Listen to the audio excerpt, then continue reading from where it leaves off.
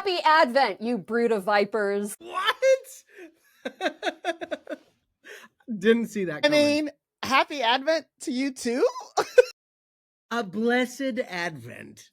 What I love about Advent, though, and starting off with Happy Advent, you brood of vipers, is that I think there's something very real about Advent, that we are given gospels that are like, praise to you, O Christ. But I also think that this is a time to be reflective, to question, to do this communally.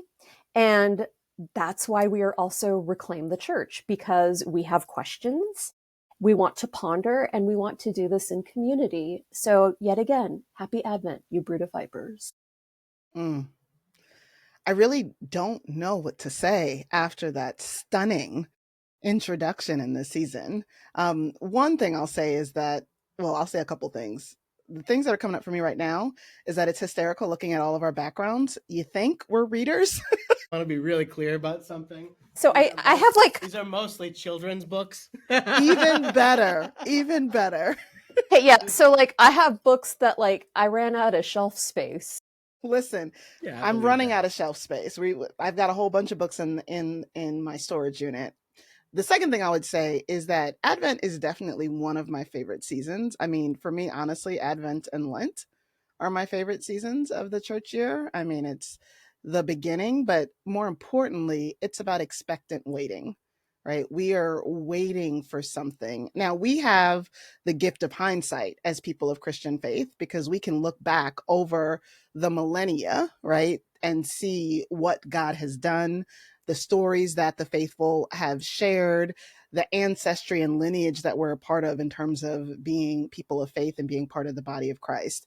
And it's an invitation to wonder, to wait in hope. And I feel like now more than ever, right? Hope is something that feels fleeting.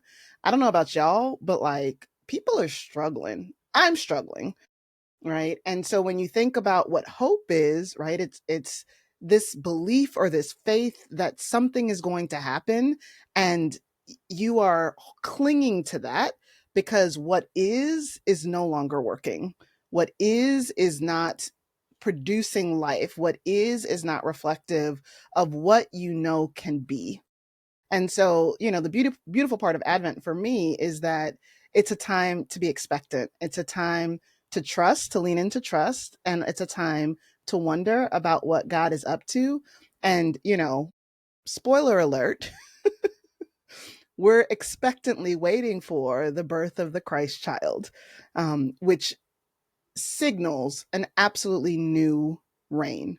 And I love that we get to celebrate this every year because it always pulls us back into the story of getting excited about what could be. So I'm excited. Yeah, I am too. I think like the Advent for me every year is a reminder that yes, Jesus was born. I mean, at its best, I should say, the church is able to not pretend that Jesus hasn't been born already, and then we get to Christmas Eve and Christmas Day and go, "Oh my gosh! And did you know that Jesus was born?" It's we're not doing cosplay, right? Like Advent is a moment to say, "Sure, Jesus was born 2,000 whatever years ago."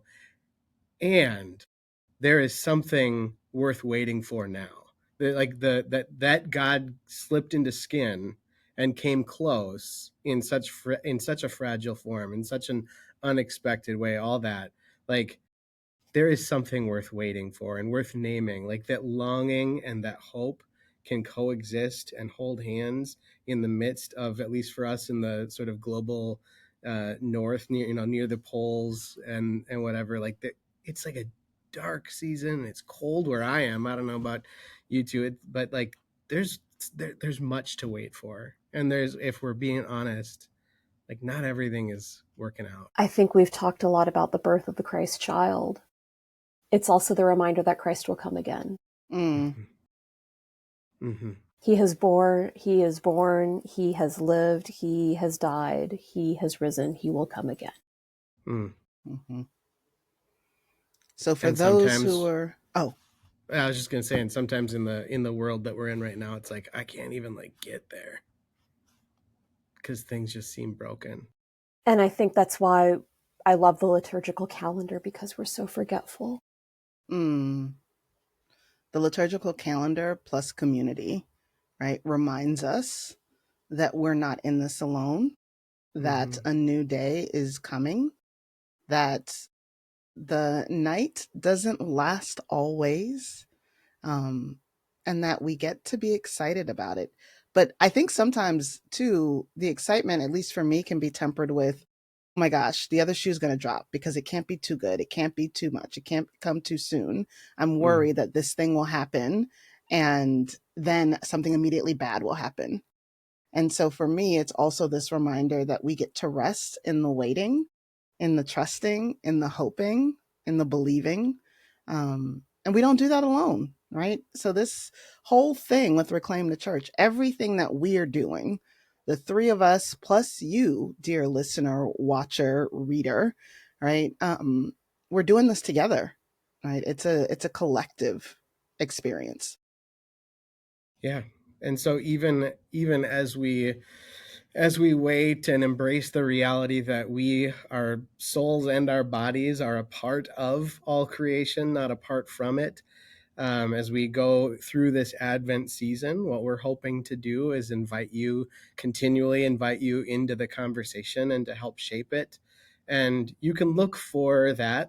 What we're going to be up to this month is sharing some more interviews that we took over the summer that haven't been released yet, but also we're going to be spending a little more time in words and releasing some reflections and sort of meditations throughout Advent on our Substack. So if you're already following Reclaim the Church on Substack, that's great. And if you're not, it's not too late. It's also totally free.